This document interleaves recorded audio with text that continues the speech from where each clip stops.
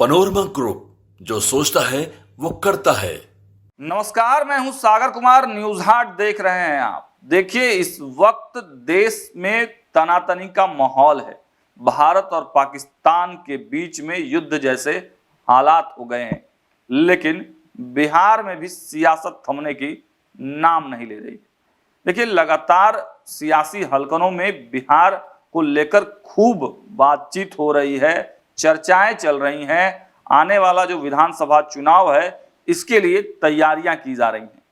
लेकिन एक ऐसी जानकारी इस बीच हमारे हाथ लगी, जिसको देखकर, जिसको सुनकर, समझकर आप भी चौंक जाएंगे। भले ही देश में युद्ध जैसे हालात हैं, लेकिन सब कुछ सामान्य तरीके से चल रहा है। कई जगह रैलियां भी हो रही हैं, कई बड़े कार्यक्रम भी हो रहे हैं, प्रधानमंत्री नरेंद्र मोदी के आने की चर्चा भी है। लेकिन इस बीच एक बड़ी खबर चिराग पासवान के एंगल से निकलकर सामने आई है। सबसे पहले यह तस्वीर देखिए, यह लेटर देखिए कि आखिर क्या कुछ लिखा हुआ है। उसके बाद हम आपको बताएंगे कि पूरा माजरा क्या है। तो देखिए, इस लेटर में आप देख पा रहे होंगे कि यह लेटर जो है वो लोक जनशक्ति पार्टी रामविलास के तरफ से है और उनके प्रदेश अध्यक्ष राजू तिवारी के तरफ से है। राजू तिवारी जी लिखते हैं, सम्मानित नालंदा जिलाध्यक्ष, विषय बहुजन भीम संवाद समागम कार्यक्रम स्थगित करने के संबंध में। नीचे में उन्होंने लिखा है, मेरे द्वारा भेजा गया पत्र, पत्रांक की संख्या लिखी गई है, दिनांक 30 अप्रैल 2025 के आलोक में नालंदा जिला अंतर्गत बिहार शरीफ स्टेडियम में बहुजन भीम संवाद समागम कार्यक्रम दिनांक 18 मई 2025 को आयोजित किया जाना था। देश में चल रहे मौजूदा स्थिति को देखते हुए इस कार्यक्रम को अगले आदेश तक स्थगित कर दिया गया है। अब इस खबर के भीतर खाने की बात हम आपको बताते हैं। देखिए, कई दिनों से यह चर्चा चल रही थी, हमने भी आपको खबरें दिखाई थी कि आखिर ऐसी कौन सी वजह हो गई कि चिराग पासवान को नीतीश कुमार के गढ़ में उतरना पड़ा। नीतीश कुमार के गढ़ से एक तरह से चुनावी शंखनाद करना पड़ रहा है, और वो भी दलित समागम के माध्यम से। दलित समागम वैसे तो अशोक चौधरी ही अब तक करते आए हैं, और आपको मालूम है कि अशोक चौधरी की जो बेटी है शांभवी चौधरी, वो चिराग पासवान के पार्टी से सांसद भी हैं। तो कुल मिलाकर यह कहा जाने लगा था कि अब नीतीश कुमार और चिराग पासवान के बीच में दूरियां मिट गई हैं। 2020 के चुनाव में जो दूरियां दिखी थी, जो डैमेज चिराग पासवान ने जनता दल यूनाइटेड को किया था, तो अशोक चौधरी के माध्यम से, उनके बेटी शांभवी चौधरी के माध्यम से उस खाई को कहीं न कहीं पाटने की कोशिश की गई, और वो व्यवहार में भी दिखने लगा था। चिराग पासवान लगातार मुख्यमंत्री नीतीश कुमार की बड़ाई भी करने लगे थे, और मंचों से तो आदर हमेशा से वो करते ही रहे हैं।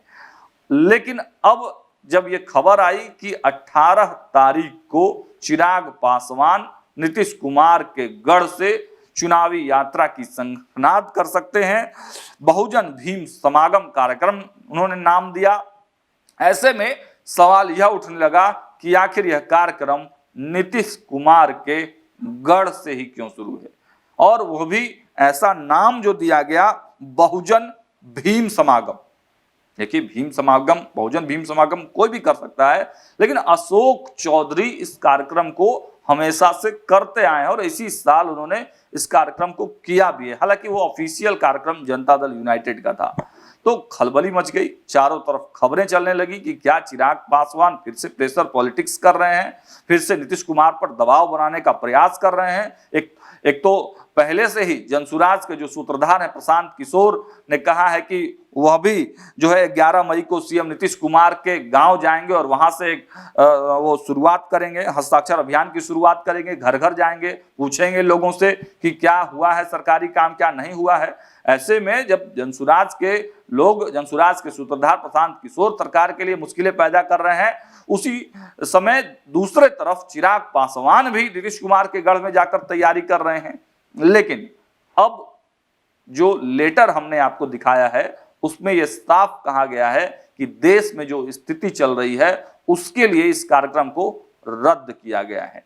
लेकिन जब से ये लेटर आया है तब से इस बात की चर्चा हो रही है कि क्या जो बातें इतने दिन से चल रही थी, जो खबरें इतने दिन से चल रही थी चिराग पासवान को लेकर कि अशोक चौधरी को क्या टारगेट करके यह कार्यक्रम किया जा रहा है, क्या जदयू को टारगेट करके यह कार्यक्रम किया जा रहा है, क्या नीतीश कुमार को टारगेट करके यह कार्यक्रम किया जा रहा है, और अब जब यह कार्यक्रम स्थगित कर दिया गया है तो यह कहा जा रहा है कि अशोक चौधरी ने क्या चिराग पासवान को गच्चा दे दिया, क्या नीतीश कुमार ने वीटो पावर लगाकर इस पूरे कार्यक्रम को रोक दिया है। अंदर खाने और सूत्रों के हवाले से जो इनपुट हमारे पास निकल कर आ रहा है इसकी पुख्ता जानकारी तो स्पष्ट तौर पर नहीं मिल पाई है, लेकिन हाँ सियासी हलकनों में इस बात की चर्चा अब खूब तेज हो गई है कि नीतीश कुमार के गढ़ में चिराग पासवान के गरजने की तैयारी को